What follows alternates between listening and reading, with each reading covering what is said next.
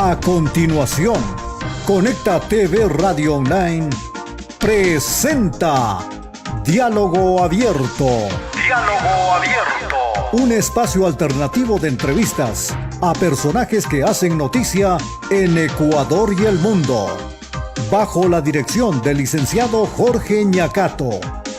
Por Conecta TV Radio Online, martes y jueves a las 13 horas. Bienvenidos.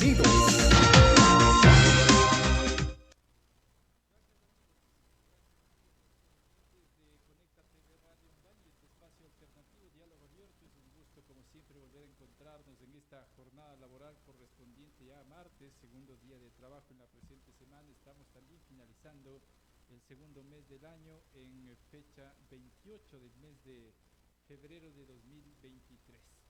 Listos a esta hora para compartir con ustedes los comentarios, análisis de temas de la coyuntura que siempre están en el debate público y que ahora es de preocupación a nivel nacional, con un escenario político, económico bastante complejo para todos los ecuatorianos y que ha motivado ya los anuncios en fechas de movilizaciones de distintas organizaciones sociales de la sociedad civil, como por ejemplo organizaciones que agrupa el Frente Popular, que arrancan desde mañana 1 de marzo, plantones, movilizaciones para expresar su rechazo a la política gubernamental. Lo propio el movimiento indígena más adelante, a partir del 8 de marzo, han señalado sus dirigentes.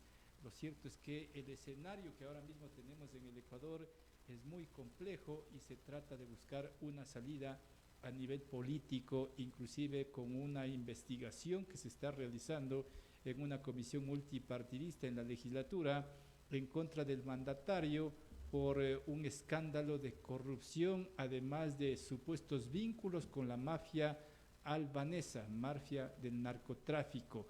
Todo este escenario prácticamente puede convulsionar al país si es que el presidente de la República, Guillermo Lasso Mendoza, no da un paso al costado como pide la mayoría del pueblo ecuatoriano, o no se busca una salida pacífica, es decir, que el presidente dé un giro de 180 grados en su accionar gubernamental, que sería una también de las opciones.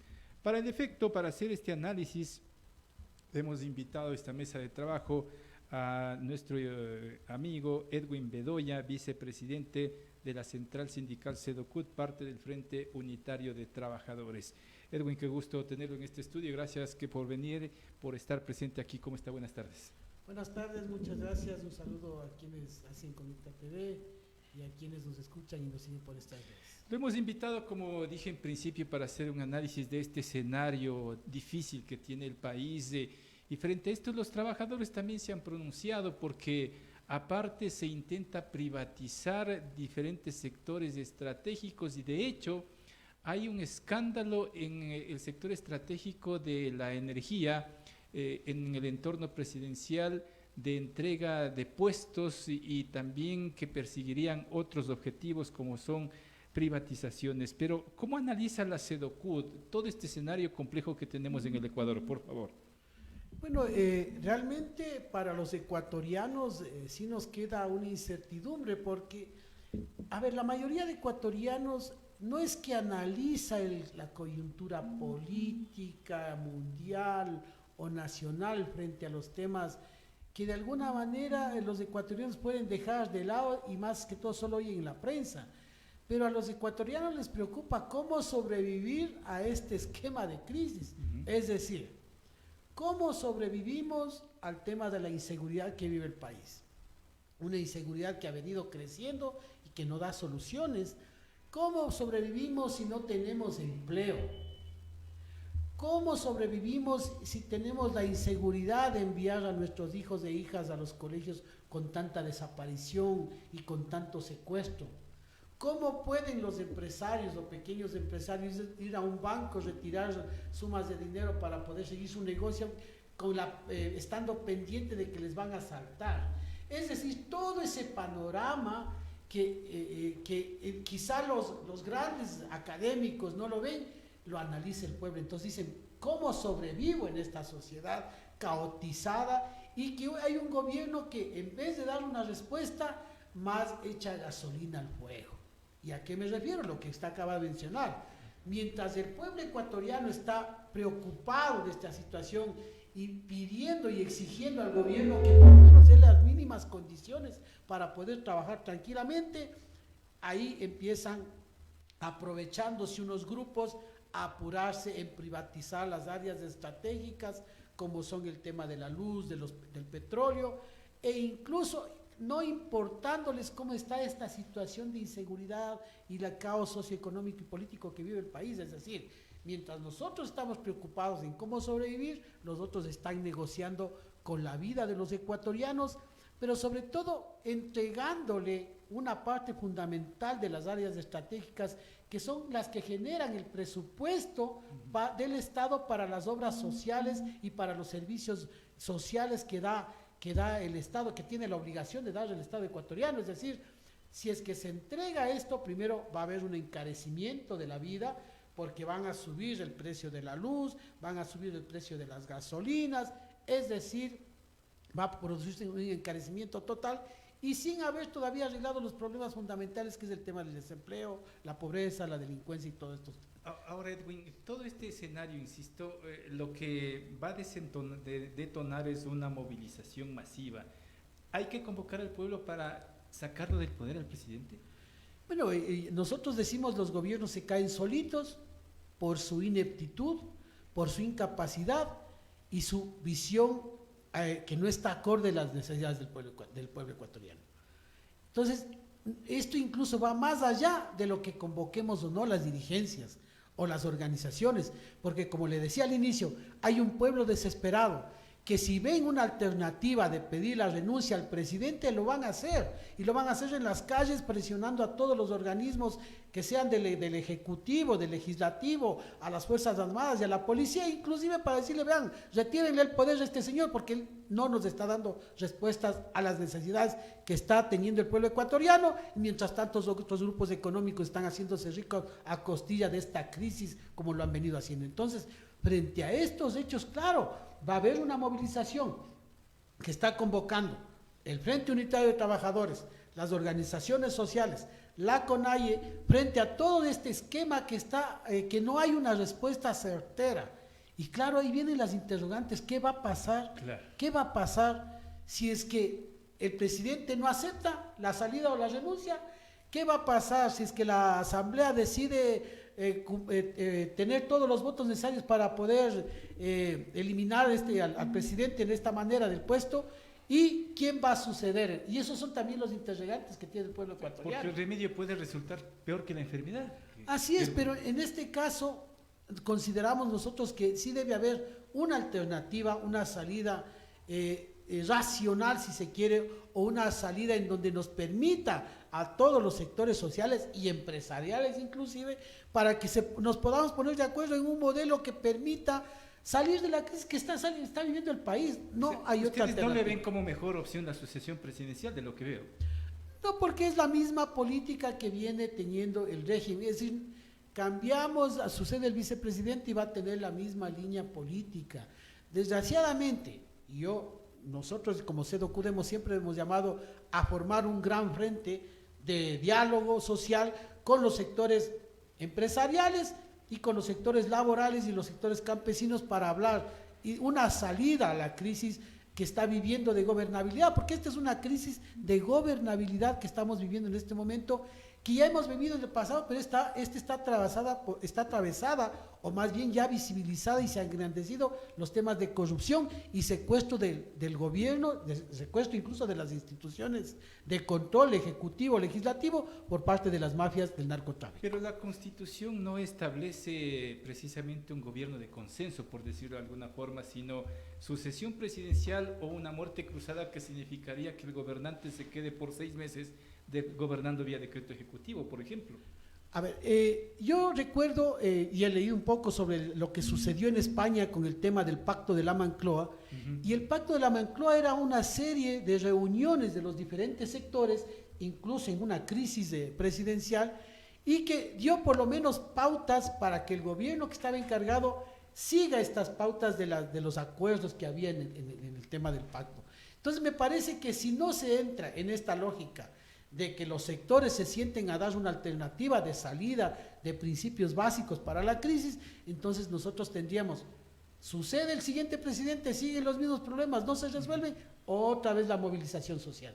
Queremos caer en una crisis como la que está viviendo actualmente el Perú, que llevaba un mes de movilizaciones y paros y muertes del pueblo, del peruano. No es siquiera de las élites, es el pueblo peruano el que está sufriendo las consecuencias, así como ha sido aquí el pueblo ecuatoriano la que ha sufrido las consecuencias de las movilizaciones y las paralizaciones. ¿Ya no hay espacio para más diálogo, como dice el presidente? Mire, lo que sucede es esto, lo que acabamos de decir al inicio. ¿Cómo voy a hacer un diálogo si le sigo echando leña al fuego? Estamos hablando que hay problemas de inseguridad, estamos hablando que hay problemas de desempleo, de corrupción y de narcotráfico, y lo que primero hacemos es reunirnos para poder planificar cómo vender las áreas estratégicas. Eso es echarle más leña al fuego y no llevar a un proceso de paz social. Entonces, nos parece que si el gobierno quería y mejorar las condiciones de diálogo, el ministro de Gobierno, el señor Cucalón, debía haber llamado y paralizado todo proceso de privatizaciones, incluso de concesiones mineras, porque esos son el foco por lo que está sucediendo, atravesado, como digo, de involucramiento de temas del narcotráfico y de delincuencia organizada en todas las instancias de los procesos de venta, incluso de las empresas públicas. Entonces, si es que no vemos que ahí está el nudo que nos está atando, y si en vez de poder desatar ese nudo le hacemos más, entonces claro, nos van a seguir ahorcando al pueblo ecuatoriano, y el pueblo ecuatoriano va a decir, no está tratando los temas fundamentales que nosotros necesitamos, y usted está más bien echando más leña al fuego. Los anuncios que ha hecho el gobierno entonces de inversión en materia educativa, 4.000 millones de dólares, 15.000 millones en las áreas vulnerables, área social, no es suficiente. Los compañeros de la UNE lo acaban de decir, que no es que se está invirtiendo en el tema del área social, lo que se está haciendo es más bien pagando lo que debían haber pagado hace rato.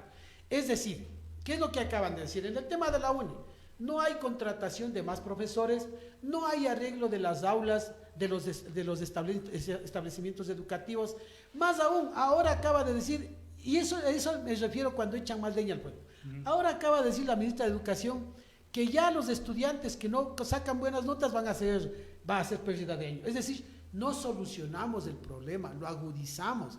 No existe una mejora en el nivel educativo por el atraso que hubo en el tema de la pandemia. No hay un proceso de avance para poder igualar a los estudiantes. Entonces, frente a este tipo de hechos, eso le digo, echan más leña al fuego en vez de solucionar y sentarse a la mesa con los actores que saben del tema.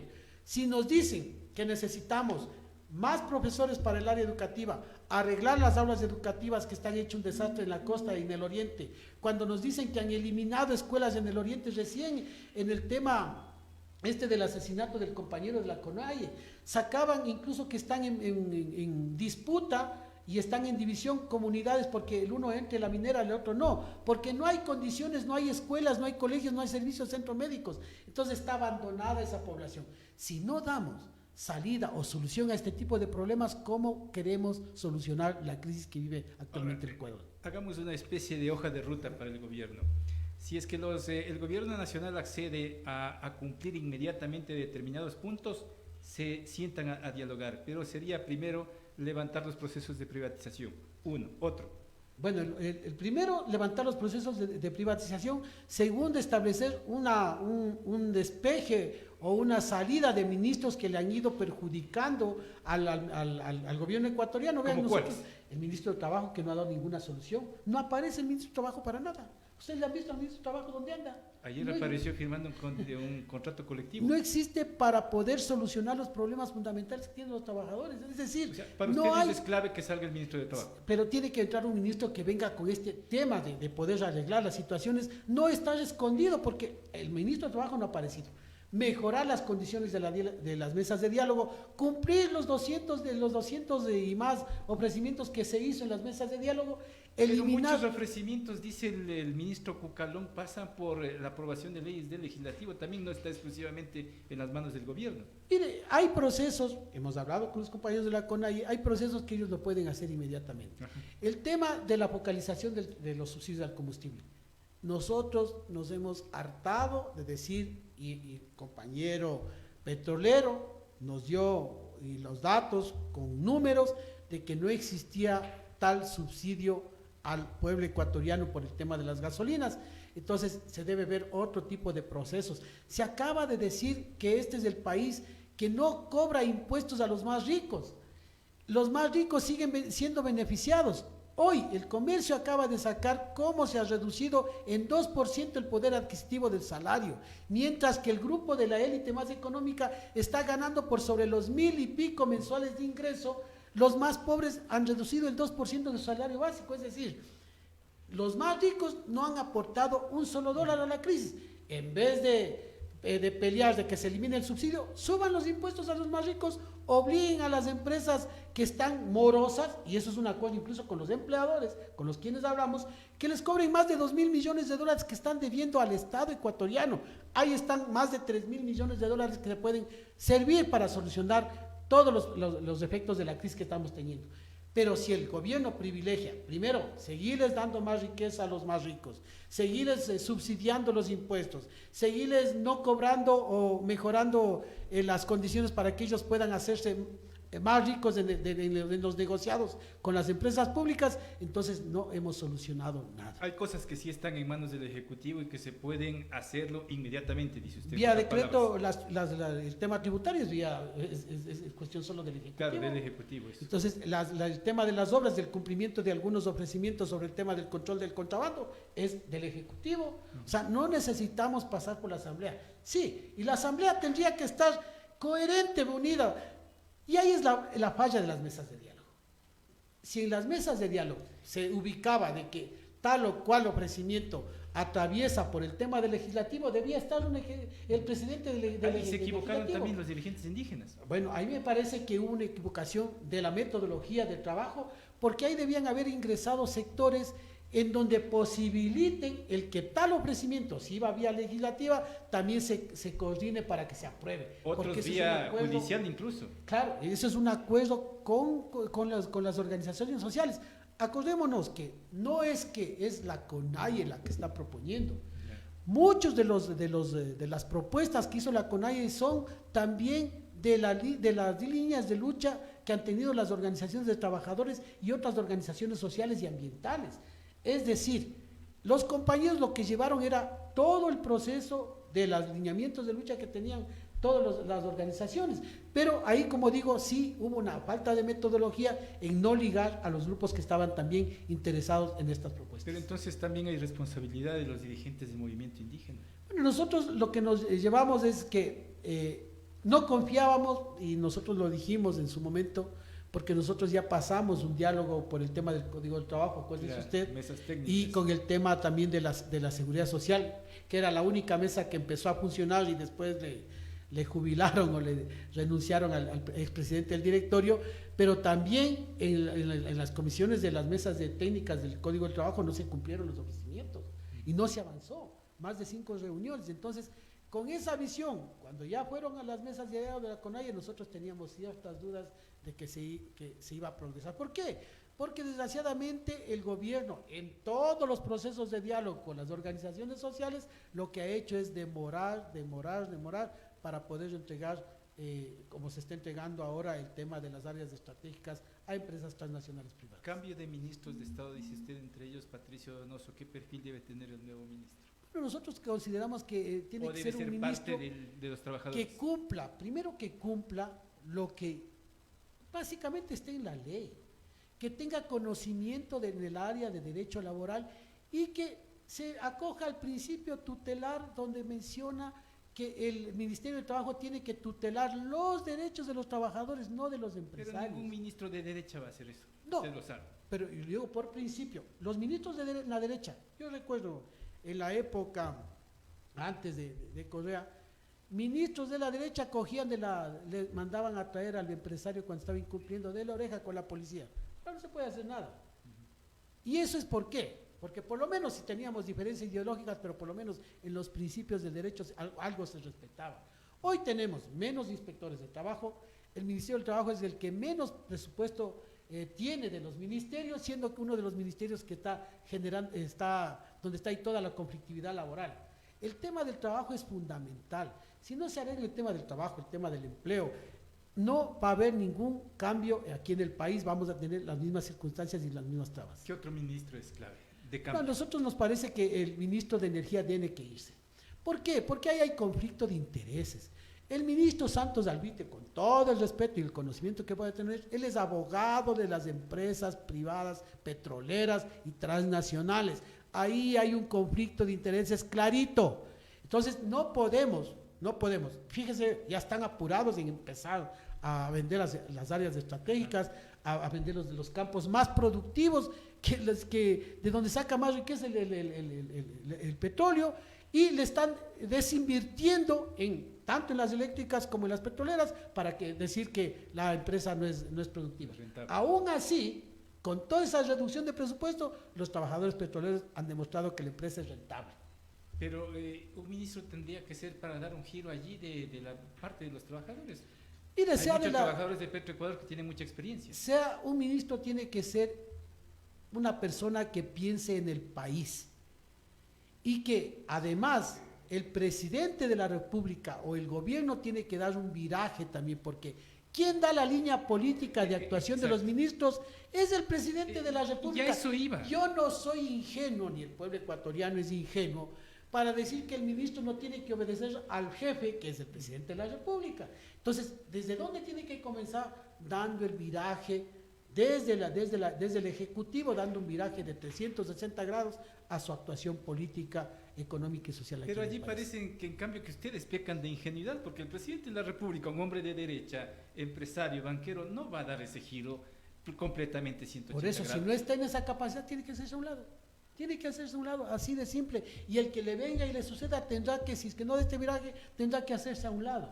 Vean, nosotros respetamos, no compartimos las líneas ideológicas, y un ejemplo que tuvimos nosotros en el trabajo con el Seguro Social fue con el economista Ledesma. El economista Ledesma nos decía, vean, yo soy de derecha, yo no comparto ni los criterios ni la ideología, pero aquí hay que arreglar las cosas en el Seguro Social, y nos empezamos a arreglar. Nos empezamos a trazar líneas en común acuerdo.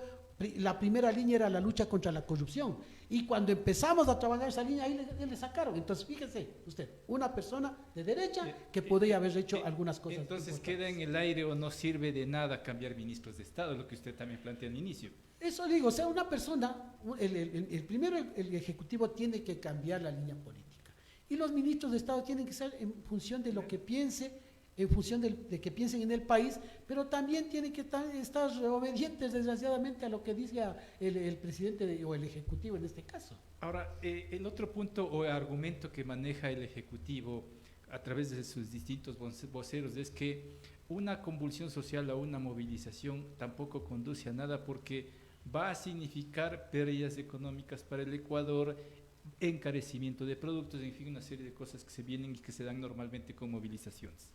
A ver, yo no soy economista ni me jacto de manejar los números, pero la Universidad Central del Ecuador, y me parece que la Universidad Católica, hicieron un estudio del impacto de la movilización, la última movilización en millones de dólares, y frente al el impacto que teníamos antes de la movilización.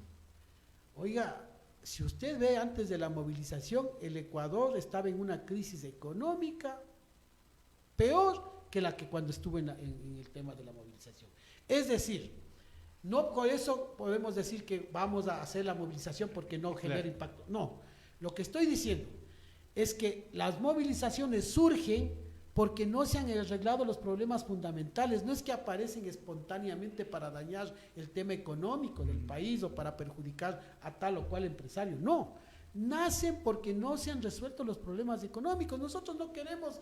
No es que nuestro trabajo sea ir a las movilizaciones porque sí. O generar caos. Claro, es porque hay una necesidad que está palpable, está visible, los medios lo dicen, los políticos, tanto de la derecha como de la izquierda, están diciéndole, ciertos funcionarios del mismo gobierno también lo están diciendo, las universidades, es decir, no es solo la clase trabajadora ni la clase indígena, son incluso hasta los mismos empresarios los que dicen que el gobierno tiene que cambiar de un modelo que dé vuelta de 360 grados para poder funcionar y ver los puntos comunes que nos acercan. Tuvimos una reunión con el sector empresarial para hablar del tema del IES y de la política del país. Y ahí dijimos, coincidimos en que tenía que el gobierno cambiar la línea política. Yo le oía a la señora Paz recién, no estamos de acuerdo con el gobierno, sí hay que llamar a la paz social, y ahí lo dijo, pero sí tiene que cambiar el gobierno. ¿Es posible entonces armar un frente de trabajadores de la sociedad civil con empresarios? Nosotros consideramos que es posible y deberíamos hacerlo para por lo menos a darnos el derecho a la duda de que esto puede resultar. Si no lo hacemos, quedará en la duda si resultó o no resultó. Pero puede ser una alternativa que permita de alguna manera bajar las tensiones y con el compromiso tanto del Ejecutivo como del Legislativo para poder cumplir los ofrecimientos, primero que están, y segundo, como digo, el tema de la lucha contra la corrupción y la delincuencia. Fíjese usted, los Estados Unidos en estos momentos denuncia a los narcos generales, denuncia a una serie de delincuencias que están dentro del Estado, y hasta ahora no tenemos un resultado, no tenemos generales presos, no tenemos generales investigados. ¿O ustedes conocen, por lo menos, que haya algún detenido frente a esta denuncia del Departamento de Estado de los Estados Unidos? Entonces, a mí me parece que sí se debe tomar en serio lo que está sucediendo por parte de las autoridades, tanto Fiscalía, de la Justicia y de la Policía Judicial, para que hagan las investigaciones más aceleradamente y den resultados y demuestren que sí se está combatiendo la corrupción y las mafias. Pero estas últimas instancias no están subordinadas al Estado, al gobierno central. Bueno, la Fiscalía es autónoma. Aparentemente es autónoma, ¿no? Aparentemente es autónoma, y acabamos de venir hablando con la señora fiscal, y en donde nos explicó algunos temas que están investigando. Nosotros lo que le hemos pedido es que haya celeridad. Hay trabas que le están poniendo a la fiscal, entonces ahí sí hay que reclamar al gobierno que le dé la oxigenación debida para que puedan trabajar los fiscales, y le hemos dicho a la fiscal que en los temas de corrupción hay que ir eliminando funcionarios que si realmente están involucrados se los elimine. ¿Y qué dice la fiscal? ¿Se puede dar o no celeridad a ciertos casos? Se está dando de lo que nos explicó el tema de Manduriacu, el tema de Coca-Cola Sinclair, donde se están más o menos un desvío de lo que ella nos dijo, más de 7 mil millones de dólares. Entonces ya se está en un proceso, entonces ya hay una salida, pero lo que pedimos es que se acelere y que ojalá no haya trabas ni amenazas para que se pueda seguir investigando. Que puede dormir el sueño de los justos, si no recuerde el usted caso sabe, INA Papers, usted sabe 5 años. Usted sabe que en estos momentos, donde está inmersa el tema de las mafias, se está inmerso en el tema político, entonces estos temas políticos pueden intervenir de alguna manera para frenar este tipo de investigaciones. Entonces, nos parece, como digo, la responsabilidad en este momento del Ejecutivo, del Legislativo, para dar una salida a esta crisis que estamos viviendo. ¿Usted le vio a la fiscal con voluntad de acelerar los procesos? Bueno, nosotros tenemos la mala costumbre de no poner las manos al fuego por nadie, pero la fiscal ¿La es una mala persona... costumbre o la buena costumbre? Perdón, no tenemos la buena costumbre de poner las manos al fuego por nadie, pero consideramos que la fiscal ha hecho un trabajo, si no, digamos, bueno, pero aceptable desde el punto de vista de que se está enfrentando a una serie de poderes que están inmersos no en estos momentos, sino vienen desde hace rato. Entonces, esas mafias enquistadas son las que hacen también el difícil manejo. Fíjense, cuando estuvimos trabajando el tema del seguro social, está desde el guardia de seguridad inmerso en etapas de corrupción, entonces es toda una línea que toca ir deshojando para poder ir eliminando la corrupción. Pero esto viene de mucho atrás. Por eso es importante la actuación de las veedurías ciudadanas, por eso es importante el trabajo de la Comisión Anticorrupción que la creó el Frente Unitario de Trabajadores, y que hoy justamente le hacíamos acuerdo a la fiscal que tenemos una serie de denuncias ingresadas y que también se están dando frenos, y le hemos dicho que se acelere, que se ponga. Pero claro, ahí, como digo, intervienen también los temas políticos para tapar estos hechos. Esperemos, como digo, que hay una responsabilidad de la Fiscalía, hay una responsabilidad del Legislativo para poder sacar adelante el país. Si no, estamos, como digo, en la lona, si es que no hay una voluntad política, compromiso político de parte de quienes nos gobiernan. Pero Edwin, hay otro problema, si se quiere, porque hay gente y partidos políticos, politiqueros o políticos que se están frotando la mano frente a este escenario que tenemos y analizamos, y que pescarían a río revuelto, Edwin. Claro, desgraciadamente en todo proceso que nosotros hemos visto, es difícil detectarlos, se saben disfrazar bien, son como el camaleón, se transforman rápidamente en héroes o de villanos se transforman en héroes. Entonces, sí hay que tener cuidado y el pueblo ecuatoriano también tiene que tener una reflexión muy idónea de ver quiénes han estado participando. Hay nombres que se han dado y yo creo que esto, los medios mucho ayudan en este tema. Este medio mismo ha hecho entrevistas importantes y ha dado a conocer estos nombres y que me parece importante que se lo repita, porque desgraciadamente el pueblo ecuatoriano tiene mala memoria histórica. Memoria frágil. Y hay que repetirlo y repetirlo para repítalo que se usted, por favor, para refrescar la memoria. Ahí están los que desde el correísmo estuvieron trabajando. Ahí está un señor que estuvo en Miami y que estuvo en una piscina. Ahí está el señor Ronnie Aliaga, está el señor González que se fue, está jugado, dejando al IES hecho pedazos. Ahí está un señor Espinosa que también maladministró el Seguro Social. Ahí están los que entregaron el 40%, se hicieron los locos y dejaron de pagar el 40% de la deuda con el IES. Entonces, sí nos parece que debe haber este tipo de nombres y los nombres que está dando los mismos Estados Unidos, del Departamento de Estado de los Estados Unidos. Hay que decirle, bueno, ¿cuáles son los nombres? Yo le vi al señor embajador asistir a la fiscalía, no sabemos a qué ha ido, supongo que ahí deben estar los nombres. Yo sé que es una investigación en reserva, pero ya deberían salir los nombres de generales, porque no es solo el general, es toda una línea que debe estar involucrado. Entonces, estos hechos de corrupción tienen que sanearse en este país para poder volver a ser el país que el Ecuador era, un país de paz y de ciudadanos honestos. Pero esos nombres, como usted dice, son ahora los salvadores de la patria. Bueno, eso hay que tener cuidado, como digo, hay que tener mucho cuidado de que no se infiltren, como se han querido infiltrar en las organizaciones, creando fraccionamientos, creando divisiones, justamente por tapar, hacer una nube para poder no seguirles nombrando o no seguir reconociendo quienes hicieron pedazos a este país en una época que supuestamente era la época dorada. Perfecto, Edwin, muy interesante, importante este análisis en un momento complejo para el Ecuador, y seguiremos haciendo este tipo de análisis con otros actores de la sociedad civil también, para un poco también refrescar la memoria de los ecuatorianos. Como dice Edwin, hay muchas memorias que son frágiles. Edwin, gracias por estar aquí, muy amable. Muchas gracias a ustedes también.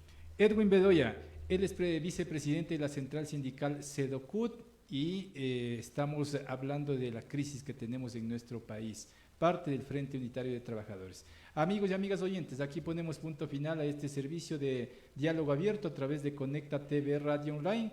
Volveremos en las próximas horas, en los próximos días, con más análisis, más comentarios, con actores de la sociedad civil que aportan con sus análisis en este espacio. Gracias por acompañarnos. Buenas tardes. Llamamos al pueblo ecuatoriano a luchar para que las áreas estratégicas no se privaticen ni se vendan. CNT, Refinería de Esmeraldas, Banco del Pacífico, Ban Ecuador. Las hidroeléctricas, telefónicas y petroleras son de las y los ecuatorianos. Monetización y concesión es privatización. Defendamos la patria. Cedocut. Ha llegado el día de enfrentar a los que solo saben robar.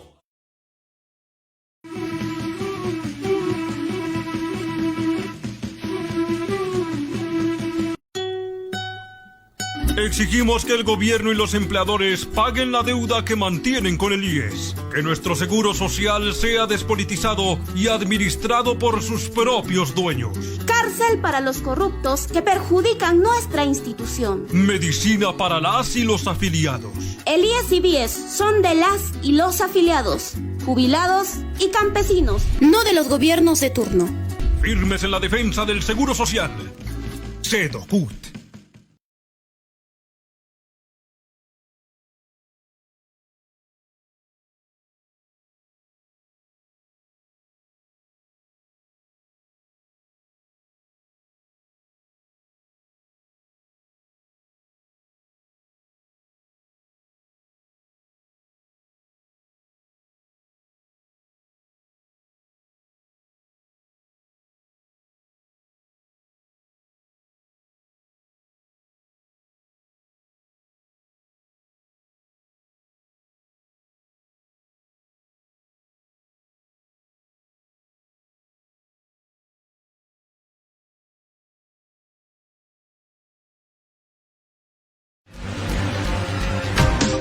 Conecta TV Radio Online presentó Diálogo Abierto. Diálogo Abierto. Un espacio alternativo de entrevistas a personajes que hacen noticia en Ecuador y el mundo.